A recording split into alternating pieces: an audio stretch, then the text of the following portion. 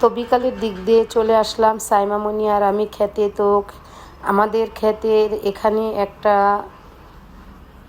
লেবু বাগান আছে, তোলে সেখান থেকে লেবু আনবো বলে তো হঠাৎ দেখি হেলেঞ্চা শাক, একদম তরতাজা এবং টাটকা হেলেঞ্চা শাক। তো আমরা এটাকে হেলেঞ্চা শাক বলে ডাকি, আপনারা এটা কী শাক বলে ডাকেন অবশ্যই কমেন্টের মাধ্যমে আপুরা ভাইয়ারা জানাবেন। তো আজ আমি আপনাদের মাঝে শেয়ার করব অন্যরকম এবং মজাদার স্বাদে হেলেঞ্চা শাক রান্না। তো চলুন দেখে নেওয়া যাক আমি কীভাবে হেলেঞ্চা শাক রান্না করি।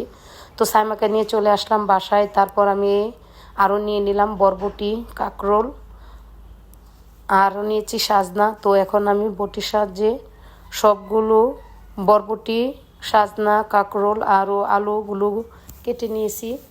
তো এখন এইসব সবজিগুলো দিয়ে আমি হেলেঞ্চা শাকটা রান্না করব।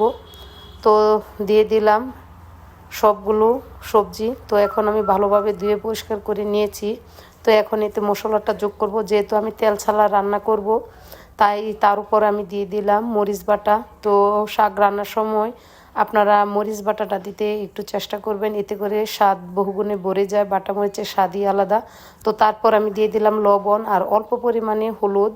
তো আরও লাগবে আমার চিংড়ি মাছ। তো আমি নদীর ছোট ছোট চিংড়ি মাছগুলো নিয়েছি। তো আমি গ্যাসের চুলা অন করে শাকগুলো বসিয়ে দিয়েছি। তারপর তার মাঝে দিয়ে দিলাম নদীর ছোট্ট ছোট চিংড়ি মাছগুলো দেওয়া হয়ে গেছে। এখন আমি ঢাকনা দিয়ে ডেকে রান্না করে নেব মিডিয়াম আছে। তো আমার ঢাকনাটা আমি মিলিয়ে এখন একটু খুন্তির সাহায্যে শাক আর সবগুলো মশলাটা একটু ভালোভাবে খুন্তির সাহায্যে মিশিয়ে নেব। তো আমাদের গ্রামে অনেক বাড়িতে এভাবেই শাক রান্না করা হয়। তো আপনারা অবশ্যই একবার হলেও এভাবে হেলেঞ্চা শাক আর পাঁচমিশালি সবজি দিয়ে শাক রান্নাটা করতে পারেন। তো খেতেও বেশ দারুণ হয়। তো আমার মতো কে কে এভাবে হেলেঞ্চা শাক দিয়ে, শুটকি আর চিংড়ি মাছ দিয়ে এভাবে রান্না করেন অবশ্যই আপুরা ভাইয়ারা কমেন্টের মাধ্যমে জানাবেন। তো আমি খুন্তির সাহায্যে নেড়ে দেওয়া হয়ে গেছে। এখন আমি আবারও ঢাকনা দিয়ে ডেকে রান্না করে নেব মিডিয়াম আছে। মাশাল্লাহ দেখতে বেশ সুন্দর। তো যেই জিনিসের কালারটা বেশ সুন্দর আসে খেতেও বেশ মজার হয়। তো এখন তার উপরে দিয়ে দিলাম আমি কাঁচামরিচ। তো কাঁচামরিচ দেওয়ার ফলে এটা থেকে সুন্দর একটি সুঘ্রাণ বের হবে, খেতেও বেশ দারুণ হয়। তো আমার কাঁচামরিচ দেওয়া হয়ে গেছে। এখন আবারও ঢাকনা দিয়ে ডেকে রান্না করে নেব যতক্ষণ না পর্যন্ত আমার শাকগুলো সিদ্ধ হয়ে যায়। তো আবার আমি 5 মিনিট পর মিডিয়াম আঁচে রান্না করে নিয়েছি। তো আবারও খুন্তির সাহায্যে একটু নেড়ে দিচ্ছি। তো আমার ডেকটা একটু নড়াচড়া, আমার পাতিলটা একটু নড়াচড়া করছিল, যেহেতু আমি এক হাতে নাড়া দিচ্ছিলাম আর এক হাতে আমি ভিডিওটা করছিলাম, এই জন্য আমার পাতিলটা একটু নেড়েছিল। তো তারপর আমি দিয়ে দিলাম শীতল শুটকি আর তারপর দিয়ে দিলাম পেঁয়াজ আর রসুন ছেঁচে দিয়েছি। আমি পেঁয়াজ আর রসুনগুলো একটু ছেঁচে দিয়েছি। তো পেঁয়াজ আর রসুন দেওয়ার ফলে এটা থেকে সুন্দর একটি সুঘ্রাণ বের হবে এবং খেতেও বেশ মজার হবে।